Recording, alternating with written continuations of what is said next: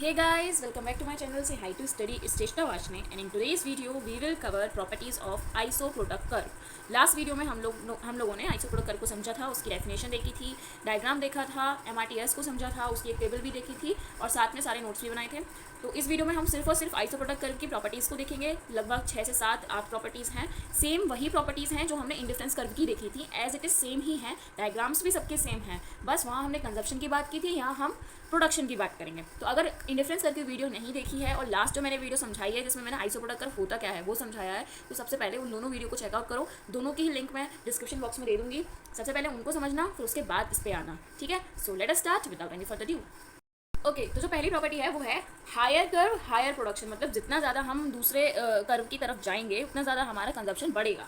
इस अगर ग्राफ में देखोगे तो ये देखो, इस पर मैंने लेबर लिया है, इस पर मैंने कैपिटल लिया है। ये क्वांटिटीज़ मैंने प्लॉट नहीं की है, आप चाहो तो कर सकते हो 1 2 3 या ABCD कुछ भी, या L1 L2 L3 और ये K1 K2 और K3। लास्ट वीडियो में मैंने आपको ये वाली चीज़ समझाई थी कि कैपिटल को हम K से डोनेट करते हैं, C से नहीं करते, और लेबर को हम L से डोनेट करते हैं। तो ये मैंने यहाँ पे प्लॉट कर दिए हैं। अब हायर कर्व हायर प्रोडक्शन से क्या मतलब है? पहला वाला कर्व ये है IP1 यानी कि iso product 1, iso product 2, iso product 3। सबसे पहले हम आइसो प्रोडक्ट 1 की बात करते हैं। यहाँ पे जो हमको लेवल ऑफ प्रोडक्शन मिल रहा है वो मिल रहा है 100 यूनिट्स।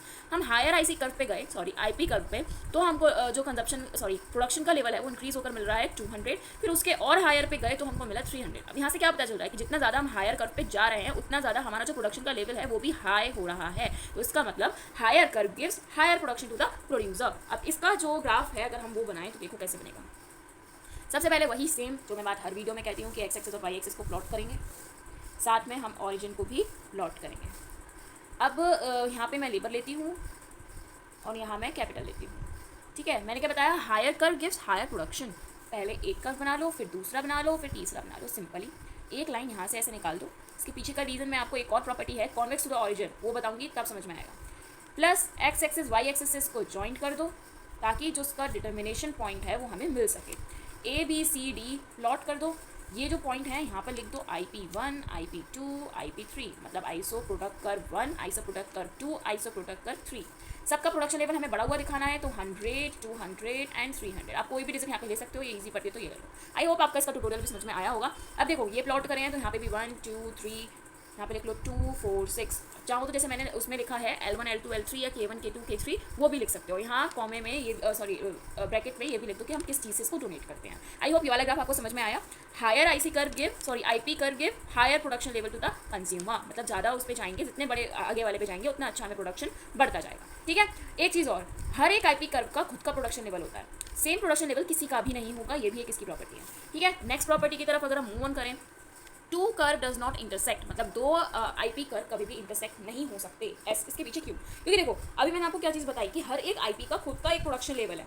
अगर हम दो इंटरसेक्ट कर देते हैं, सपोज करो मैंने पॉइंट A पे ये दोनों इंटरसेक्ट करा दिए, इसका मतलब क्या हुआ कि इन दोनों का जो डिटर्मिनेशन लेवल है वो यही होगा, L1 और K1 दोनों का सेम है। और ऐसा हो ही नहीं सकता, क्यों? क्योंकि देखो और एक चीज़ और, अगर दोनों का सेम तो उसका मतलब क्या हुआ कि दोनों का प्रोडक्शन लेवल भी सेम आ रहा है। ये पॉसिबल है? नहीं है, क्योंकि मैंने ये आपको पहले ही क्लियर कर दिया कि दोनों का जो प्रोडक्शन लेवल होगा, मतलब हर एक IC का प्रोडक्शन लेवल चेंज होता है, तो कम होगा या ज़्यादा होगा, ठीक है। तो इसलिए पॉसिबल ही नहीं है ये केस कि ऐसा कोई IP कर्व हो कि जहाँ पर जो प्रोडक्शन लेवल है वो सेम हो रहा हो। अगर आप ज़्यादा फैक्टर्स ऑफ प्रोडक्शन इंप्लॉय करोगे, खुद सोचो, फैक्टर्स ऑफ प्रोडक्शन अगर आप ज़्यादा इंप्लॉय करोगे, कौन कौन से फैक्टर्स ऑफ प्रोडक्शन तो 4 होते हैं, land, labour, capital and entrepreneurship. Entrepreneurship को हम लोग मैनेजमेंट के नेम से भी जानते हैं। तो इन चारों को अगर आप ज़्यादा इंप्लॉय करोगे तो ऑफकोर्स आपका प्रोडक्शन लेवल भी तो बढ़ेगा ना, और कम करोगे तो कम होगा। तो इसलिए कभी भी ऐसा पॉसिबल नहीं होगा कि दो IC कर्व इंटरसेक्ट कर जाएं, क्योंकि अगर इंटरसेक्ट करते हैं तो उसका मतलब ये है कि दोनों का प्रोडक्शन लेवल सेम है, ठीक है। आई होप ये वाली प्रॉपर्टी भी आपको समझ में आई होगी। अब इसके ग्राफ का ट्यूटोरियल अगर मैं बोलूँ तो बहुत सिंपल है। पहले देखो सबसे बेस्ट तरीका ये होता है कि दोनों का सबसे पहले आप क्या करो, ग्राफ बना लो, डायरेक्ट कर्व बना लो बिना उसके, और आप लोग स्केल यूज़ करना ताकि बेटर प्रेजेंटेशन हो। अब हमको क्या बताना है कि इंटरसेक्ट नहीं करते, अब वो बताएंगे कैसे इंटरसेक्ट कर। तो मैंने ये दो IC कर्व यहाँ इंटरसेक्ट कर दिए हैं।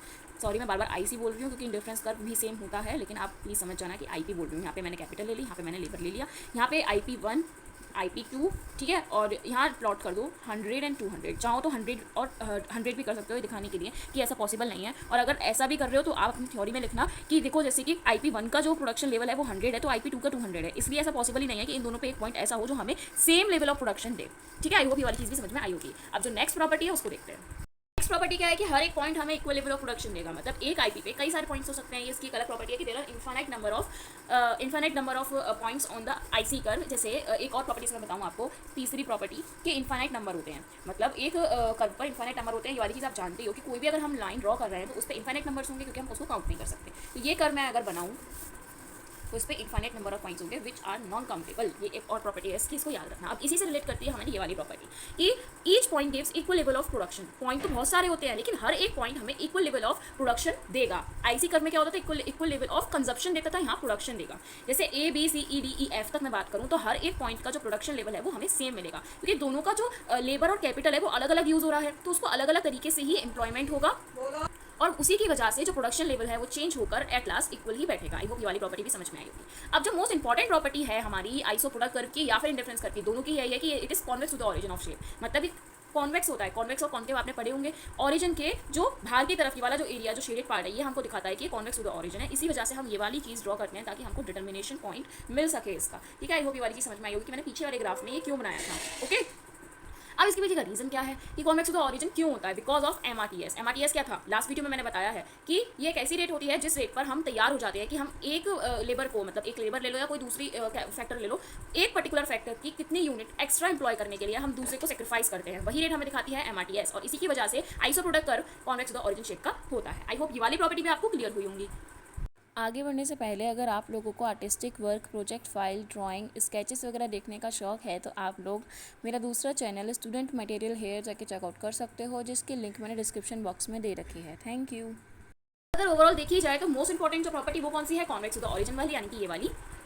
आई होप ये वाली प्रॉपर्टी आपको समझ में आई होगी। नेक्स्ट प्रॉपर्टी जो है कि each point gives equal level of production. मतलब कितने भी पॉइंट्स हो सकते हैं। ये वाली जो प्रॉपर्टी मैंने आपको बताई इनफाइनाइट वाली, कितने भी पॉइंट्स हो सकते हैं, they are non countable. Infinite number of points है, ये अलग प्रॉपर्टी है, ठीक है।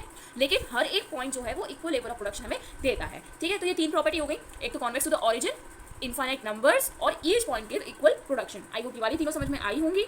इसके बाद एक वाली जो प्रॉपर्टी थी higher curve gives higher production. मतलब जितना ज़्यादा हम ऊंचे कर्व पे जाएंगे हमें उतना अच्छा प्रोडक्शन मिलता है, प्रोडक्शन लेवल इंक्रीज होता है। आई होप ये वाली भी समझ में आई होगी, ग्राफ भी समझ में आया होगा। उसके बाद दो इंटरसेक्ट नहीं कर सकते, मतलब दो कर्व इंटरसेक्ट नहीं कर सकते। इसके पीछे का रीजन मैंने आपको बताया क्यों, क्योंकि हम जब फैक्टर्स ऑफ प्रोडक्शन को बढ़ाते हैं या घटाते हैं उस हिसाब से हमारा प्रोडक्शन लेवल भी चेंज होता है, और जब प्रोडक्शन लेवल चेंज होता है तो उसका एक नया आईपी कर्व बनता है। ये हमें ये डोनेट करता है कि आईपी कर्व, हर एक आईपी कर्व का एक खुद का प्रोडक्शन लेवल है, सेम हो ही नहीं सकता। इसी वजह से अगर दो इंटरसेक्ट कर जाते हैं तो ये दिखाएगा कि एक ऐसा पॉइंट आएगा जो यहाँ पे ए है, एक ऐसा पॉइंट आएगा जिसपे दोनों आईपी कर्व का प्रोडक्शन इक्वल है, और इट इज नॉट पॉसिबल। तो इसलिए दोनों इंटरसेक्ट नहीं करते। आई होप ये सारी प्रॉपर्टीज जो मैंने आपको बताई वो समझ में आई होंगी। अगर आपको कुछ लगे, डाउट है, कुछ समझ में नहीं आया तो प्लीज कमेंट सेक्शन में बताना, और अगर वीडियो अच्छी लगी हो तो प्लीज अपने दोस्तों के साथ शेयर करना, चैनल को सब्सक्राइब करना, वीडियो को लाइक करना, और stay tuned. Thanks for watching.